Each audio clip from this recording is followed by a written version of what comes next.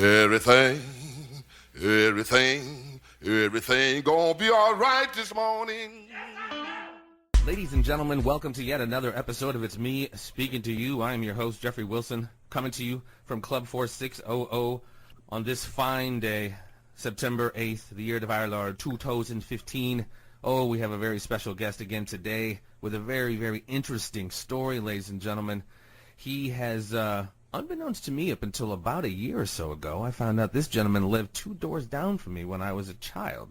So he and his brother, who have rather prolific stories in the music industry, pushing probably 30 years, correct me if I'm wrong, sir. He has worked with them all, the likes of Luther Vandross, Jeffrey Osborne, Smokey Robinson, Anita Baker, Neil Diamond, Lionel Ritchie, Barbra Streisand, you name it. This guy's got stories here, folks. We're going to chop it up with him about his life in the music industry. Tommy Wells is joining us, folks, or Thomas Wells, excuse me. Thomas Wells is joining us on the program today. How you guys doing?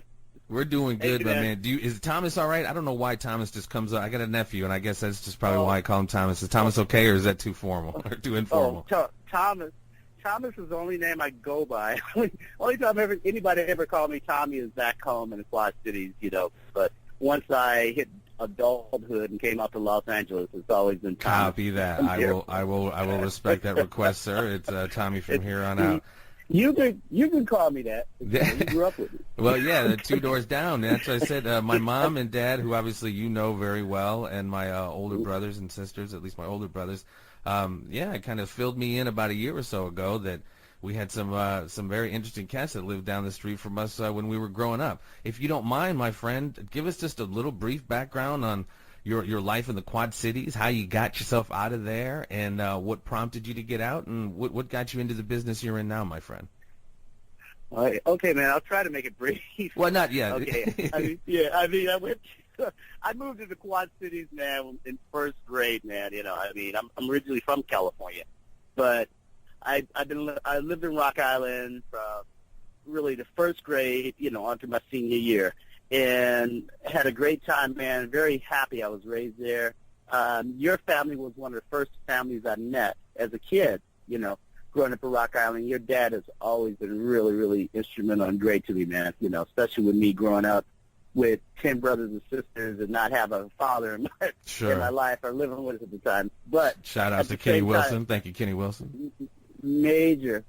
Yeah, but man, but just growing up, man, with the people there, the people that lived in my community, all my friends, it just brought me a lot of good values, man, and qualities, growing up in the Midwest. Sure. And like I said, man, I had a great time. I had a sister, if you want to talk about my business-wise, I had a sister who was into fashion, who worked in department stores and did fashion shows around town when I was growing up. And, she used to drag me around with her, man, when I was like 3rd, 4th, and 5th grade. So it kind of got my interest peaked in, in clothes and different creativity. But I also grew up a nerd, too, man. I was a comic book nerd. Me too, brother. Me too. Yeah, so I was all into superheroes, man, and stuff like that. So it was, from a point of visualization of, what people look like and all that, I think that's where it kind of got started, man, I mean, so, and it just kind of went from there, man. I mean, I took classes in 7th grade, sewing and all of that, 8th grade, just to kind of, on a whim. Sure. Because I want to, build my own superhero costume. Right. but I will say this too, man. It's weird because my brother, I have an older brother who's like 6 years older than me. He, kind of the same thing, I think he was kind of like, interested in it because of my sister as well, and they're a lot closer together in years. So he was doing, kind of messing around with fashion well before I was, ever into it, man. So by the time I got into it, he had already went out to California, went to school, established himself, and got into the business, before me. Sure. So that's, so I had 2 different avenues. So I saw a little stuff he was doing. Right. my sister was doing well, and then when I saw the people that he wound up working with, because, after his second or third year out in L.A., he wound up working for a guy that worked with Earth, Wind, and Fire and a bunch of people, man, at this workshop. And he wound on going to be, hired by Earth, Wind, and Fire as their main wardrobe guy, man. Wow. Like back in 1979. And he's still with them, right? He's still with them. He's still with them, man. He's still with them, Wow. I mean, so, yeah, he, and it started with him, man. Lewis, I will say this, like I said, it was over my head, man, because to me, even when I, visited him in, California, Mm-hmm. some of the people he worked with, and he worked with Earth, Wind & Fire and a few other people, but it was all over my head. They were famous, but they weren't really famous because, I used to go and see them rehearse, and, sometimes they'd take me to lunch. I was just a punk kid. Right. So, Right. But what struck me was, and I will say this, and I'll try to close it. When I finally moved out here to California, this was, not too far after high school, man. I moved out here in 1981 to go to fashion school, man. But just, because I wanted to do costumes. Sure. My brother at the time, he landed a deal. He was with Earth, Wind & Fire. Their management was Prince's management. Oh, wow. And, when Prince was running around with with just a trench coat and drawers, his management said, okay, since you guys work with Earth, Wind & Fire, can you put some clothes on our new client over here? So Lewis was probably one of the first guys, he started working with Prince when he was making their record 1999. Right. Oh, wow. So, wow. Yeah, Wow. so 1999 on through Purple Rain, because my brother and his partner designed pretty much everything in that film. Wow. On through that, and through Purple Rain and all that. Like I said, that's where he kind of made his claim to fame too. So Purple Rain and Prince and all that. So that was him. I grew up around all that, man, while I was going to school. So I was around Earth, Wind, Prince's and all that. So I grew up around just going to school and just working for those guys and just working a little bit. So my career didn't start till really once I got out of school. In 1985, I met a guy named Howard Hewitt, He saw some of my work while I was in college, and he wanted me to do some stuff for him, and so that's where it kind of got started. I mean, during the tail end of this Shalimar period, I started designing clothes for him, costumes for him and his group, and then it just kind of kicked off from there. I mean, from him, I met other artists. I wound up meeting George Duke, and through George Duke, I met all of George's people, like Jeffrey Osborne and all those folks. Old school R&B, baby. Yeah, old school. But I didn't tour anything, man. I wound up touring later, but I used to design a lot. But for a young guy, I was making ends meet and doing my thing, but I still wanted more, man. Sure. So later on, I will say maybe like in the early, I toured with Howard a little bit in the late 80s, but in 95, in the 95, I got my first major deal with Tony Braxton.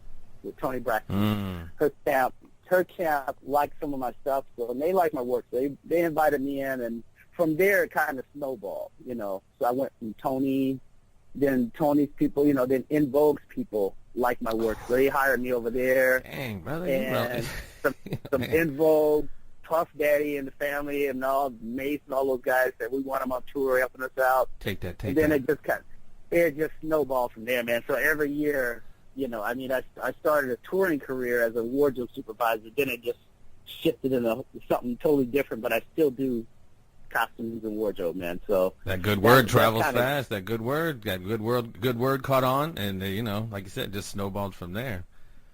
Yeah, it was sick, man. I never knew what was hitting me because from Puffy, I don't know how I wound up with a guy named Michael Crawford, Phantom of the Opera guy, doing an orchestra. Then I did Neil Diamond, Barbra Streisand, Yanni, Dr. Dre, Snoop Dogg. Man, Beastie Boys, Cirque du Soleil. I mean, I think that's very fascinating that you have such like an stupid. eclectic palette like that you can put them. You're not just one particular genre. You can put a lot together, a lot of different genres. Yeah, man, and I guess that's what it is about being creative, man. And I will say this, especially about where we grew up, because there's a lot of people from our area that are very talented. Not just yourself, man, which you are. But there's a lot of people in our area that have carved, that came up very creative and very talented. But, like I say, until they really tap it, unless they really tap their creativity or their vibe, it's never going to be unleashed, But there's so many people that came up in our area that was very creative, Absolutely. And just talented, period, man. So. Yeah, no, without a doubt. I know several.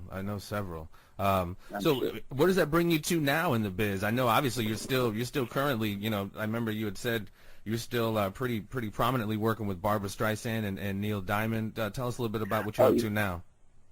Oh yeah, man. I mean, I started off touring, just doing, I was like a wardrobe supervisor designer, but as I went along with different gigs, I started studying like the lighting designers, the sound designers, set designers. So my thing was, I never wanted to do the same gig, so I wanted to evolve and advance just like everybody else. Right. So over the last, I want to say, really since Cirque du Soleil back in 2006, the Delirium show, each show that I do now, I always take a separate job on the side. Like either I'll do I'm a backstage coordinator. I'll work with the production, I'll help set up the show. I mean, that's always the deal, So before the tour even starts, and this is just overall, I work with the set designers and lighting designers, not just with my costume, but, just taking notes and just learning their aspects of the job. And that goes for, like, my last 4 jobs. I think I told you I just finished. I worked with Neil Diamond all this year. I just worked with Arcade Fire, the indie rock group, all of last year. I worked with Lionel Ritchie prior to that for like about 4 months, and Barbra Streisand 2 different times, between 2012 and 2013. So man, you are staying busy. Back. You're staying busy, my friend. But the last really 4 years, man, I've been kind of nonstop, man. But like I say, man, but I ain't never gonna forget my roots. Right? No, you can't. You can't. So you're saying, so when you're kind of in the mix in all these places, you say you're taking notes, kind of observing everybody else doing their job. What's the end game for that psychology? You have something in mind for your own? End game for me, and I mean, whether it's, I'm at a, I should say, I'm at a place right now where I can actually put a tour together. Right. I literally can actually put a tour together. In other words, if I can work with an artist and they're talking about a concept and all that, I can literally put, a show together, a tour from top to bottom. Right. But my real goal, which is still visually speaking, I want my own production company when it comes to films, because we film so many touring shows and we do so many behind-the-scene aspects. And working with cameramen and all that got me intrigued on doing my own projects, whether it's starting my own production company, doing maybe short films, whether it's video related or definitely movie related, because I got a lot of stories I want to tell. Right. And and if I know people that have great stories that they want to tell, I'd love to produce it. So that's kind of where I'm at right now. That's my main goal is, especially with this coming year, is trying to get my own production company kind of kicked off, so I can do my own projects and, and pique people's interest. Because like I say, I have a lot of stories to tell, and I'm sure a lot of other people do, and, I want to tell it. Yeah, the indie rock group that you had mentioned, what was the name again? Oh, that will be Arcade Fire, which is, which they have a lot of creative people in that group, man. This is really ridiculous. Yeah, you had, when we had spoken before, you had kind of mentioned, I don't know how much you can speak about it, you had kind of mentioned possible projects going on with them. Did you do? Well, my thing with them, and I've worked with other people, but with them it's more intriguing because I know they're, how should I say, the lead singer of the group, his name is Win Butler. Win is an accomplished director. He's a great video director and short film director. I mean, he directed all their videos for their movies. For their videos and for all their short clips for all their different touring shows. He did short. Hasn't he won some short awards? stories. Hasn't he won some pretty big awards? Well, he's been nominated for a soundtrack. He actually got nominated for an Oscar last year. Okay, For yeah. for a soundtrack of Her.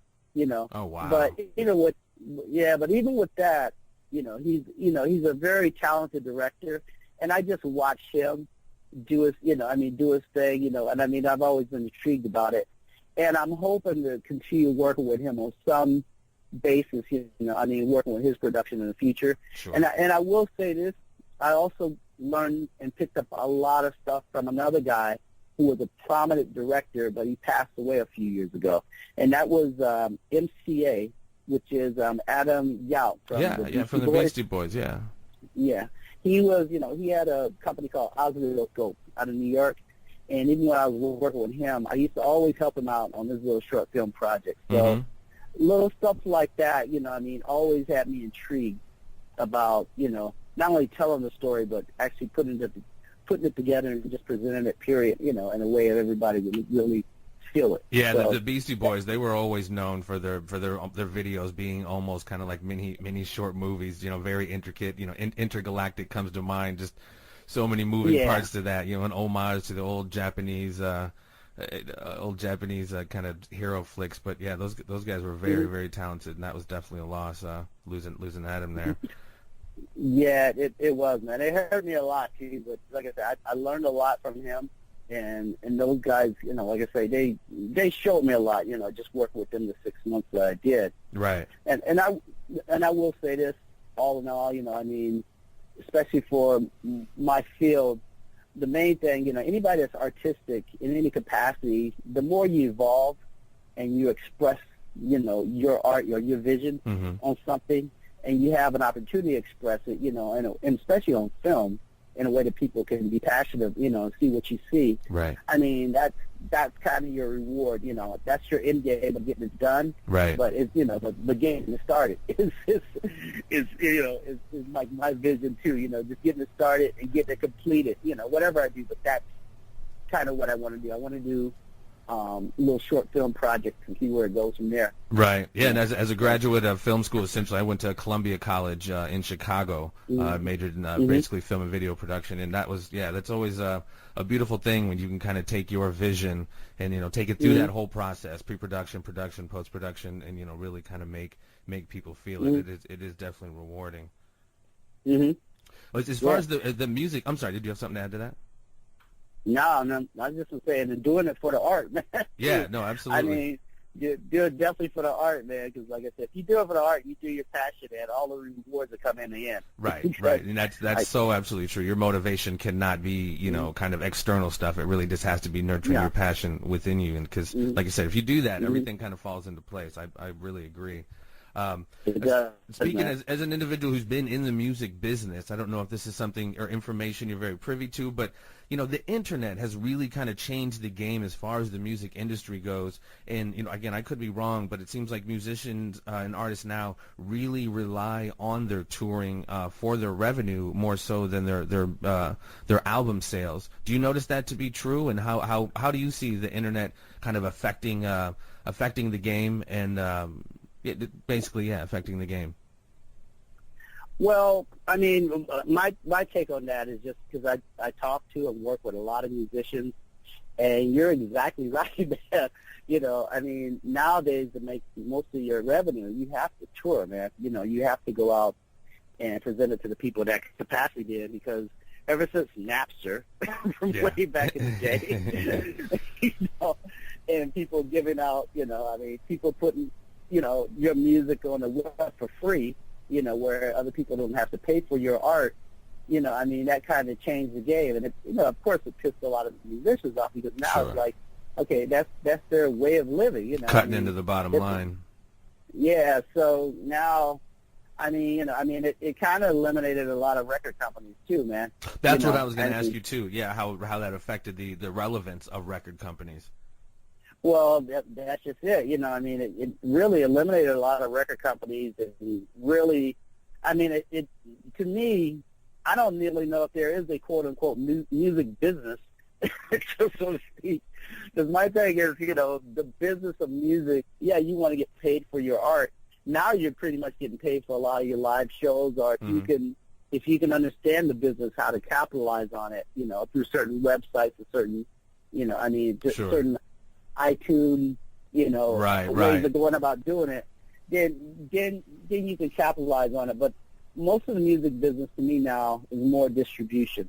Exactly. In the past, a lot of record companies would go and groom their artists and do all that, and a lot of record companies would make a lot of money off artists too, which I didn't really like that, because I thought artists should get paid for their craft.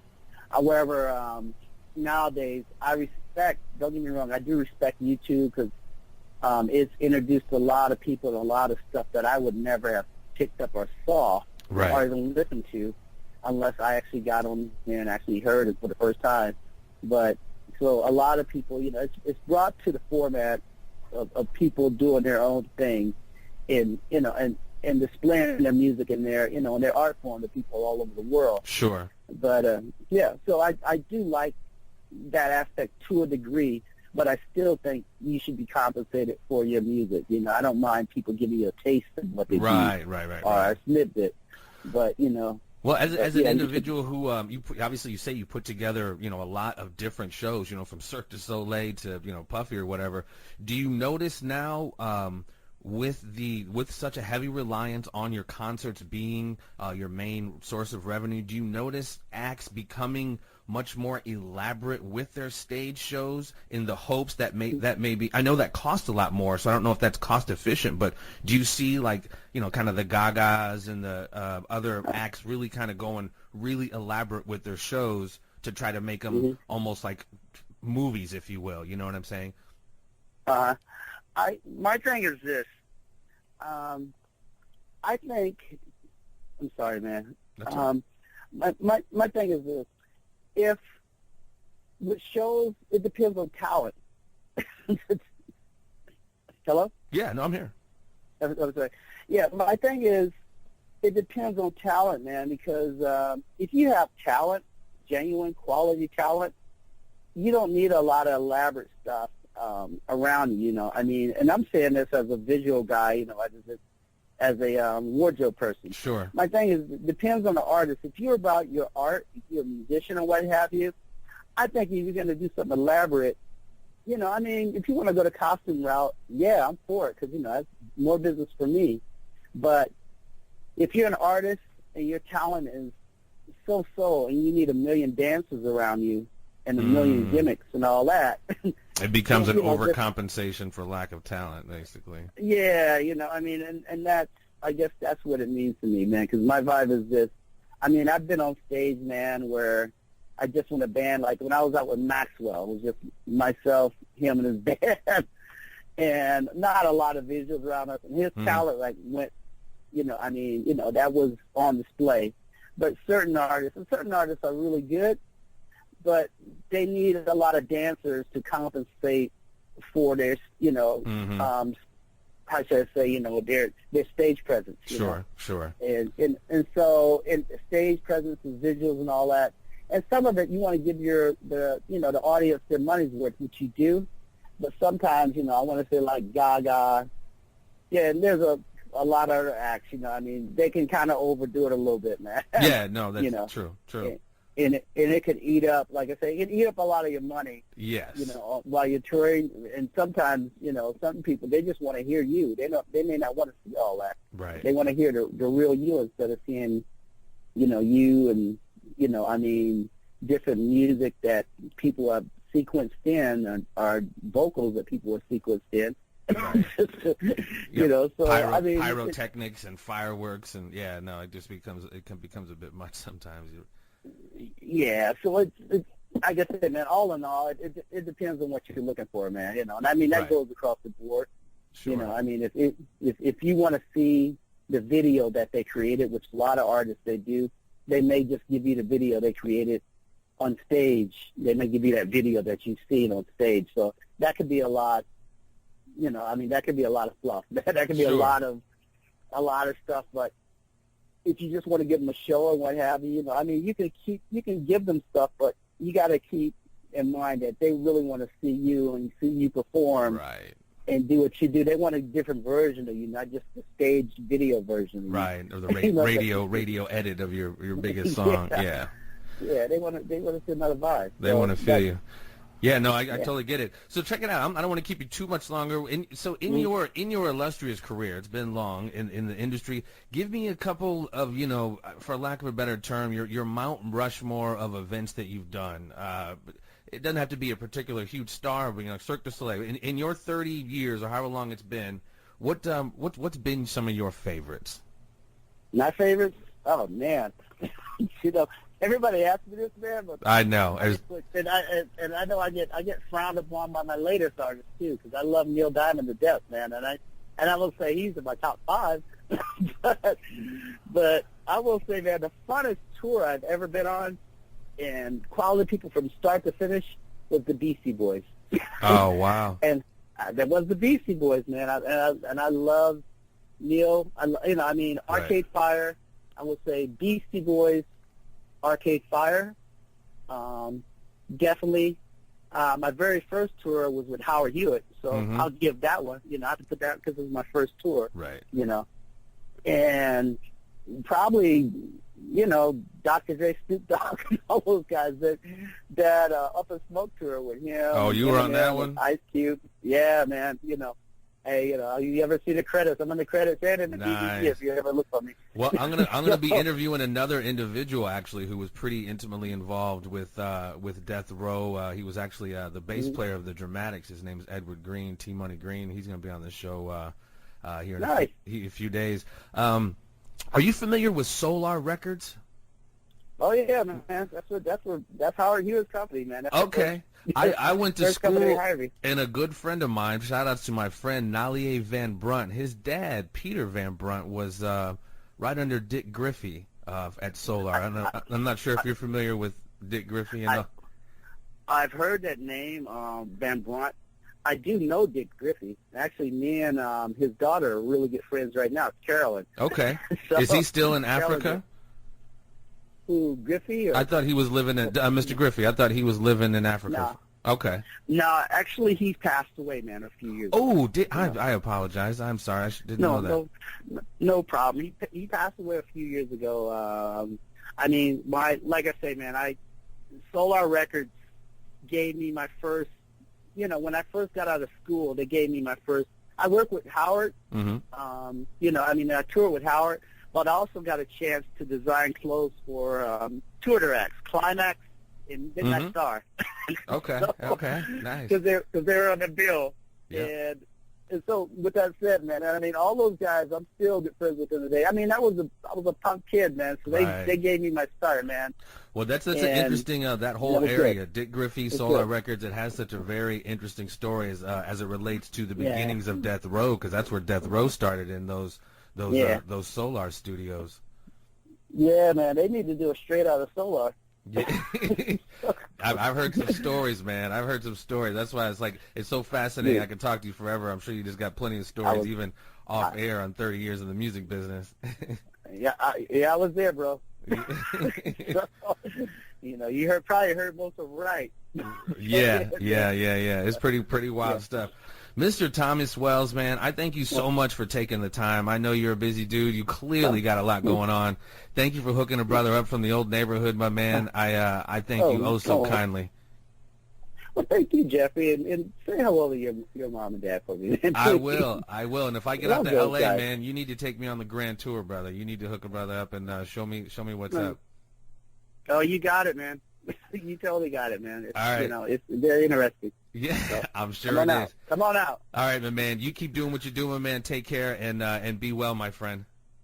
All right. Hey, you too, man. All right. That was Thomas Wells, ladies and gentlemen. Hey, Tommy, do you have any social networking stuff that they can find you on? Anything you can that you social network with? Hey, man, just Thomas DeJuan Wells. Get me on Twitter, or you can get me on, I guess Facebook, of course, but Thomas DeJuan Wells on Twitter. That's Say that again, Thomas. Thomas DeJuan Wells, DJUAN, on Twitter. Other than that, Twitter. man, on Twitter, man. Other than that, I'm a relaxed social network guy. That's all right. Just in case anybody might want to have some follow-up questions, they can get at you, brother. Mm-hmm. Thank you again, my friend. Okay, man, my pleasure. Take care, my friend. All right, you too. Bye-bye. Bye-bye.